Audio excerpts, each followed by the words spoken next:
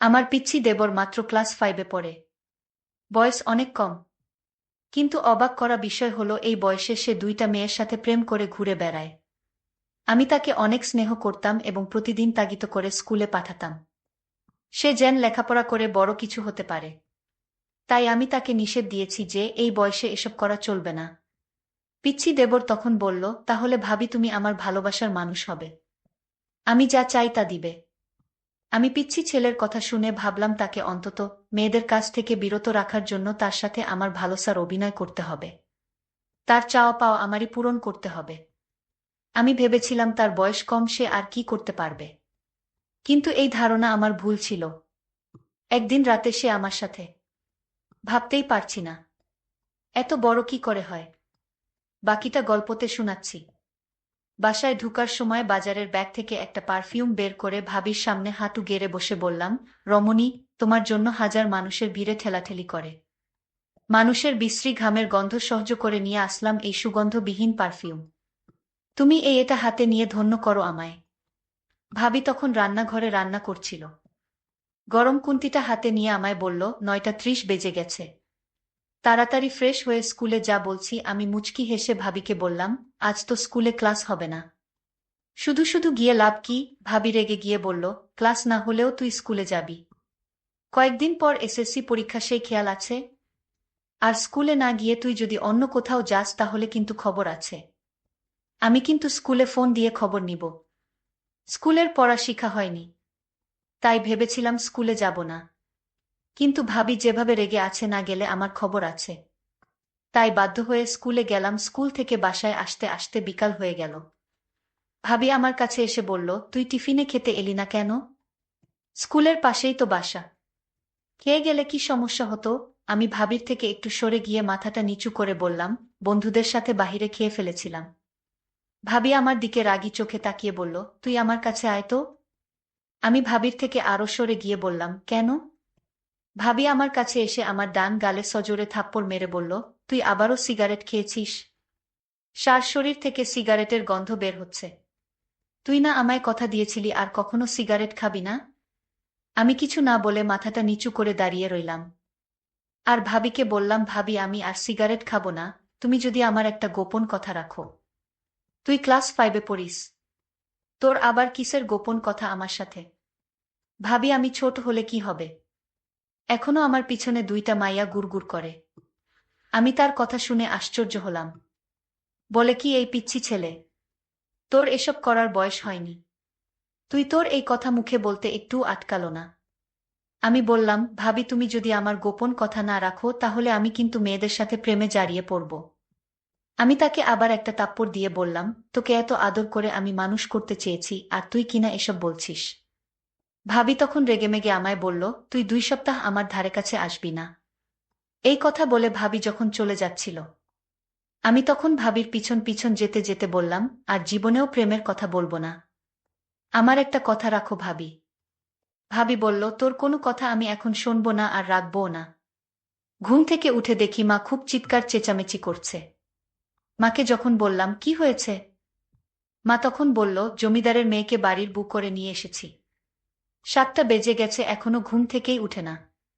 এমন সময় খেয়াল করলাম ভাবি তাড়াহুড়ো করে মার কাছে এসে বলল, আসলে মার শরীরটা একটু খারাপ লাগছিল, তাই ঘুম থেকে উঠতে দেরি হয়ে গেল। ভাবির কথা শুনে মা বিরক্ত হয়ে বলল, তোমার তো সারা বছর শরীর খারাপ থাকে, একটা রোগা মেয়েকে ছেলের বউ করে নিয়ে আসলাম। ভাবি কিছু না বলে রান্নাঘরে চলে গেল। আমি ভাবির পিছন পিছন এসে বললাম, ভাবি আমি তোমার কাজে হেল্প করব? ভাবি রেগে আমার দিকে তাকিয়ে বলল, কয়েকদিন পর পরীক্ষা, সেটা মাথায় আছে? যা পড়তে বস গিয়ে। আমি ভাবির দিকে ভালো করে খেয়াল করে দেখলাম ভাবি তার ডানগালটা ওড়না দিয়ে ঢেকে রেখেছে। এত বছর ধরে দেখে আসছি, তাই আর বুঝতে বাকি রইল না। রাতে নিশ্চয়ই ভাইয়া ভাবির গায়ে হাত তুলেছে, ভাবিকে মেরেছে। আমি ভাবিকে কিছু না বলে নিজের রুমে চলে আসলাম। মাঝে মাঝে ইচ্ছে হয় ভাবির প্রতি এই অন্যায়ের প্রতিবাদ করি, কিন্তু ভাইয়ার চোখের দিকে তাকিয়ে কথা বলার সাহস কখনোই হয়নি। রাত 11টা বাজে। বড় আপু লাগেজ হাতে নিয়ে বাসায় হাজির। মা অবাক হয়ে জিজ্ঞেস করল, তুই এত রাতে? আপু বললাম, আমি আর এই সংসার করব না। ঘুম থেকে একটু দেরিতে উঠলে শাশুড়ি নানা রকম কথা বলে। নন্দী আজেবাজে কথা বলে। সারাদিন সংসারের কাজ করেও কারো মন পায় না। এমনকি মাঝে মাঝে রাতুলও আমার স্বামী আমার গায়ে হাত তুলে। আপুর কথা শুনে ভাইয়া রেগেমেগে বলল, কি? তোর স্বামী তোকে মারধর করে? এই রাতুলকে আমি মামলা দিয়ে জেলের ভাত খাইয়ে ছাড়ব। মা কাঁদতে কাঁদতে বলল, তুই কি কাজের মেয়ে নাকি যে তোর এত কাজ করতে হবে? শাশুড়ি হয়েছে দেখে মাথায় উঠে গেছে নাকি? তোকে কিছু বললে তুই কিছু বলতে পারিস না? আর নন্দী যখন আজেবাজে কথা বলে তখন গালে থাপ্পড় মারতে পারতি না? ভাবি তখন বড় আপুকে বলল, সংসারে এইরকম টুকটাক ঝামেলা হবেই, তাই বলে সংসার ছেড়ে চলে আসা কিন্তু ঠিক হয়নি। ভাবির কথা শুনে ভাইয়া সবার সামনে ভাবিকে থাপ্পড় মেরে বলল, এত বেশি বুঝো কেন? আমার বোনের বোনকে মারধর করবে আর ও এটা মেনে নিয়ে সংসার করবে?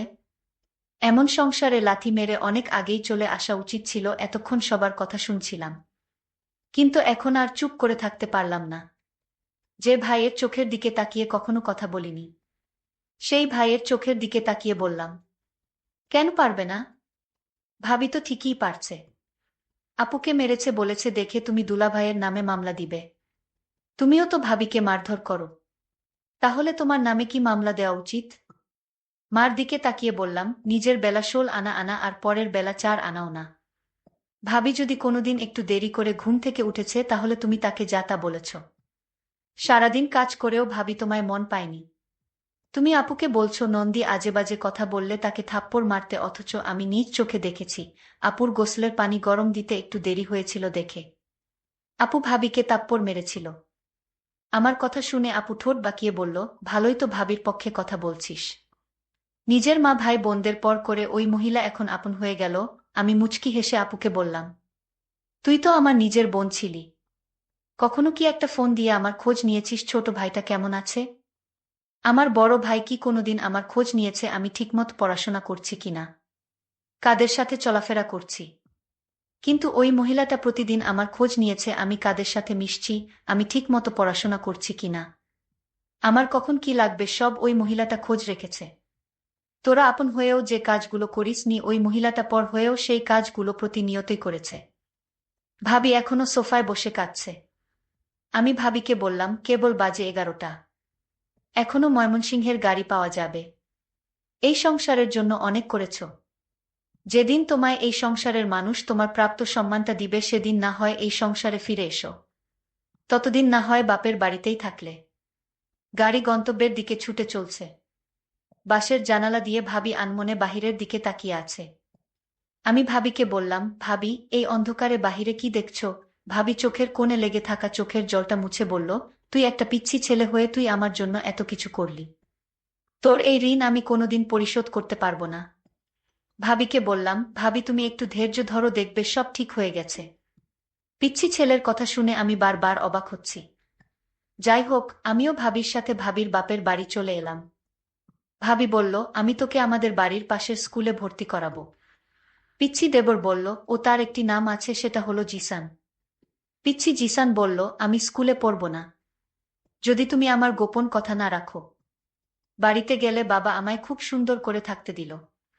যে সংসারে মেয়েদের কোনো মূল্য নেই সেই সংসারে না থাকাই ভালো।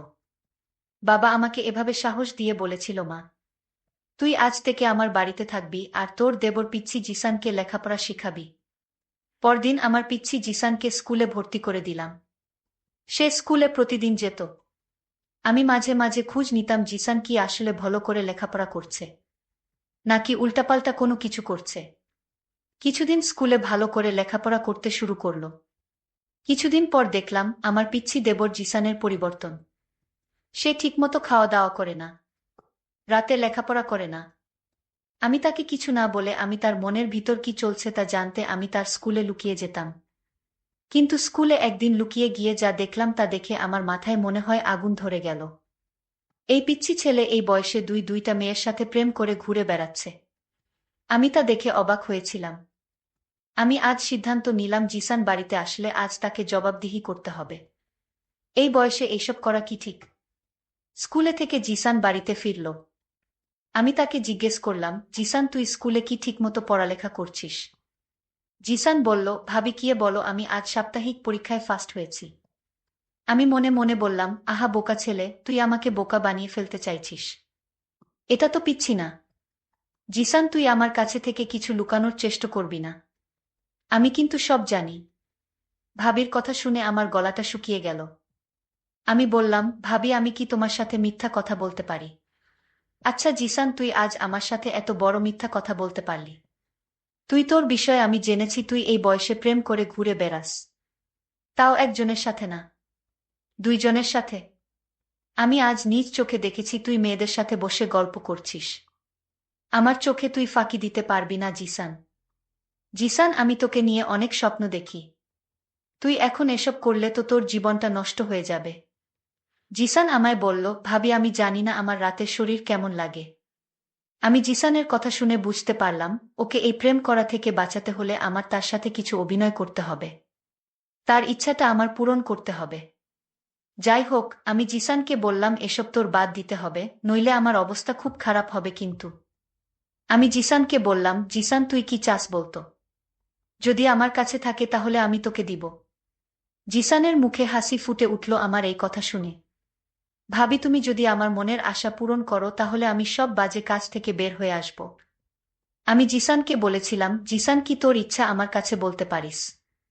জিসান তখন আমার কথা শুনে শরম পেল। ভাবি, তুমি সত্যি আমার ইচ্ছা পূরণ করবে? আমি জিসানকে বললাম, তাহলে কি তোর মনে হয় আমি মিথ্যা কথা বলছি? জিসান বলল, ঠিক আছে ভাবি, রাতে বলবো। রাতে জিসান খাওয়া দাওয়া শেষ করে আমার রুমে এসে বলল, ভাবি, আজ আমি তোমার রুমে ঘুমাবো। আমার একা একা ঘুমাতে ভয় লাগে। তোমাদের বাসাটা অনেক বড়। আমি জিসানকে বললাম, জিসান, তুই তো ছোট মানুষ, তুই কি আমার চাহিদাটা কি বুঝবে? জিসান বলল, ভাবি, আমি এতদিন যে একটা গোপন কথা বলবো সেটা আজ তোমায় বলবো। ভাবি বলল, তোর গোপন কথা কি, এটা আমি জানি। আমি ভাবিকে বললাম, ভাবি, তুমি জানবে কি করে আমার মনের কথা? ভাবি বলল, দেখ, আমি 2টা বছর তোকে লালন পালন করেছি, আর তোর মন কি চায় সেটা আমি বুঝবো না। তাহলে কে বুঝবে? আমি ভাবিকে বললাম, ভাবি, তাহলে বলো আমার মন কি চায়। ভাবি তখন বলল, তোর মন সবসময় আমাকে নিয়ে ভাবে। তুই রাতে আমাকে নিয়ে স্বপ্ন দেখিস। তুই আমাকে চাস, তাই না? জিসান তখন অবাক হয়ে গেল। আর মনে মনে চিন্তা করতে লাগলো, ভাবি আমার মনের খবর কি করে জানি? যাই হোক, ভাবি তখন বলল, তুই তো পিচ্ছি একটা ছেলে, তুই কি আমার অভাব দূর করতে পারবে? আরে ভাবি, তুমি একটা সুযোগ দিয়ে দেখ না। আমি কি করতে পারি? জিসানের মুখে এই কথা শোনার পর মনে মনে চিন্তা করলাম, পিচ্ছি একটা পোলা, সে আমার ছেলের বয়সী, সে কি না বলে তাকে একটা সুযোগ দিব। কিন্তু আমি সিদ্ধান্ত নিলাম, জিসানকে খারাপ কাজ থেকে বাঁচাতে হলে তার সাথে আমার ভালোবাসার অভিনয় করতে হবে। আমি জিসানকে বললাম, আমি যদি তোর মনের সকল ইচ্ছা পূরণ করি তাহলে তুই কি ভালো করে লেখাপড়া করবি? জিসান বলল, ভাবি, তুমি একটা সুযোগ দাও, পরে দেখো। আমি পরীক্ষায় ভালো রেজাল্ট করব। তারপর আমার মনের ভিতর বিভিন্ন রকমের চিন্তা ঘুরপাক খাচ্ছিল। এটা কি ঠিক হবে? আমি তো খারাপ কিছু করছি না। আমি বরং জিসানকে মেয়েদের কাছ থেকে দূরে রাখার জন্য আমি তার সাথে অভিনয় করে যাচ্ছি। আমি জিসানকে বললাম, জিসান, আজ তোর মনের ইচ্ছা পূরণ করব। তুই আজ রাতে আমার কাছে যা চাইবি তাই পাবি। ঠিক তখনই জিসানের বাবা ফোন করে বলল, বৌমা, তোমার শাশুড়ি খুব অসুস্থ, তুমি তোমার শাশুড়ি মাকে ক্ষমা করে দাও। আর তুমি তাড়াতাড়ি বাড়িতে ফিরে এসো। আমার স্বামীও আমাকে নিতে আসলো। আমার স্বামী আমার কাছে ক্ষমা চাইল। আমি তাকে ক্ষমা করে দিলাম এবং আবার আমার স্বামীর বাড়িতে চলে আসলাম। এইদিকে জিসান বলল, ভাবি, আমার মা অসুস্থ ছিল তাই আর হলো না। আজ কিন্তু কোনো বাধা আমি মানব না। ভাবি বলল, তোর ভাই কাল শহরে চলে যাবে। তারপর দেখা যাবে। বন্ধুরা, নেটওয়ার্কের সমস্যার জন্য সম্পূর্ণ গল্পটি শেষ করতে পারলাম না। পরের পার্ট আগামীকাল দেওয়া হবে। সেই পর্যন্ত সবাই ভালো থাকবেন, ধন্যবাদ।